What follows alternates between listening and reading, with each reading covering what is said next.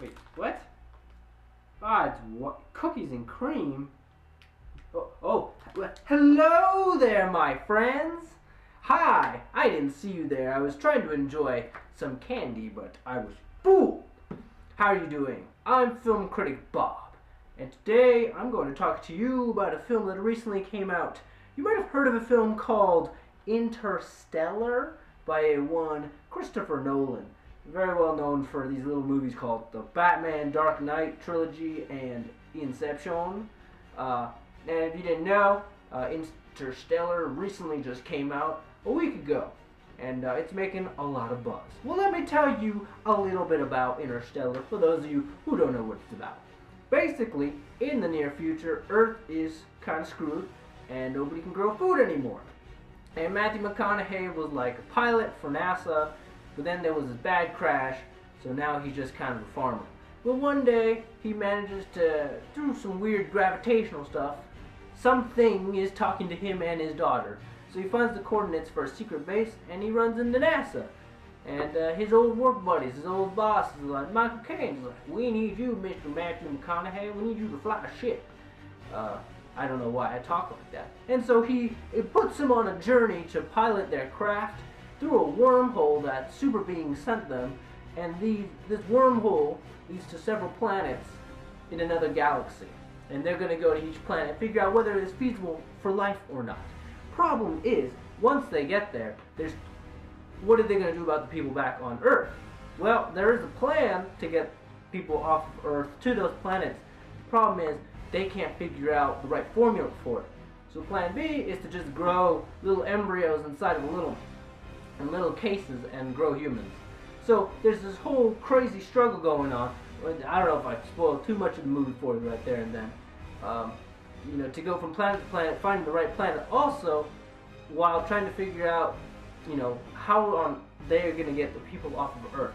Also, throw in some crazy time dilation, because when they get to those planets, turns out those planets are orbiting a gigantic black hole. And apparently, the closer you get to a black hole, the more time changes. So the more time you spend there, time everywhere else is different. So you go down to this planet by a black hole, the time you spend down there is longer than the time everywhere else. You spend an hour down there, that's 7 years everywhere else, essentially. So all this time dilation. Anyway, this is very, very kind of crazy plot. So what are my thoughts? Well, and I don't know why I'm getting this accent, from my accents all over the place today. I'm just so excited. Film critic Bob, just so excited. Well, here's my thing. The film was a little long, I think. It was good. It was a little long, though. I do feel like there's this whole sequence featuring Matt Damon, who's playing this doctor, Professor Man, on one of the planets they find. And as it turns out, spoiler, he lied. He said that the planet he was on could sustain life. And it really couldn't. And he only told them that so they would come and save his ass. And there's a whole sequence with him, and he's trying to steal the ship, and he ends up getting himself killed. I felt like that, looking back, really did not add anything to the film. Also, it takes a really long ass time for them to get into space. Like, I was sitting there going, oh my god, this movie's called Interstellar, but 40 minutes in, they're still on Earth. Like, are they leaving yet or not? What's going to happen? Also, they brought in these interdimensional beings, right? Which is an interesting idea. I've read up on it. And, the beings in other dimensions could cross time and space and all that nonsense. But here's my thing. If they're so advanced, why the hell did they come up with the most complicated plan ever? Like, why didn't they just send a ship through time and space with supplies, or come in and fix Earth? Instead, they send them a wormhole, and then they send Matthew McConaughey through the ability to send messages through time. And I'm like, this is so complicated. Seriously, I think the interdimensional beings are not heroes, but they're jackasses, because they're making the humans do this whole really complicated route to save their planet. Like, it's ridiculous. These super beings could probably have saved them way easier means. I'm sure.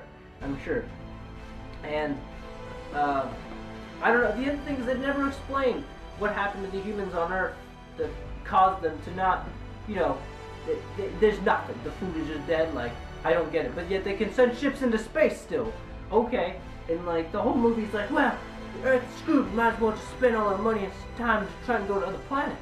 I'm like, why don't you just do that and try to fix Earth? I don't understand it. at the end they build the goddamn ships to get to the wormhole, and I'm like, you built the ship, you can't freaking save Earth? I'm so confused. Yeah, the visual effects were amazing, don't get me wrong. Really cool visual effects. I read that the black hole in it is very, very accurate to what at least scientists know. So it looks pretty cool. The wormhole was really interesting. It was a good movie. It was really long though, and I think it was. It could have been like 45 minutes shorter. I really think so. I think there's some moments they spent way too much time on, and I think the plot was really built on these really extreme circumstances where there's no other possibility. There's nothing else you can do. And these interdimensional beings are so powerful. This is the only way they can save us. And I was just sitting there going, but you don't think they could... These interdimensional beings cannot do anything else? They can't do a simpler way to save humanity? And you guys, are you sure you can't save planet Earth? Like, are you serious? I don't know. It was a good film. Complicated. I don't know. I enjoyed it. I had fun.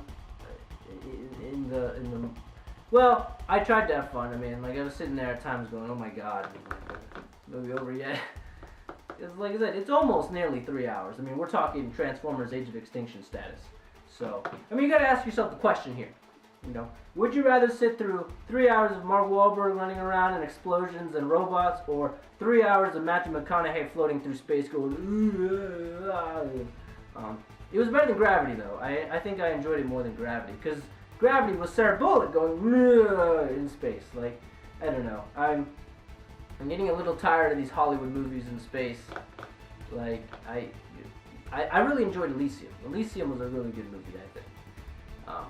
And that was kind of similar ideas to what's going on in Interstellar, but more social commentary and more action. So, if you're looking for a film like 2001: Space Odyssey and really like kind of based off of 80s science fiction novels like Ender's Game or Dune, Interstellar's the movie for you. You know, it's got black holes, wormholes, it's got time dilation, planetary travel. It tries to be realistic and also very dramatic, fifth-dimensional stuff. If you like that kind of thing, Interstellar's the movie for you.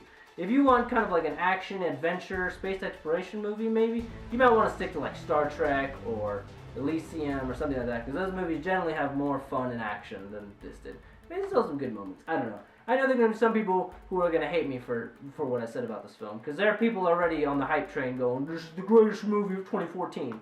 And I think I already disagree with that. But anyway, this is Film Critic Bob, and those were my thoughts on the film Interstellar. I thank you, and you have a good day. Goodbye.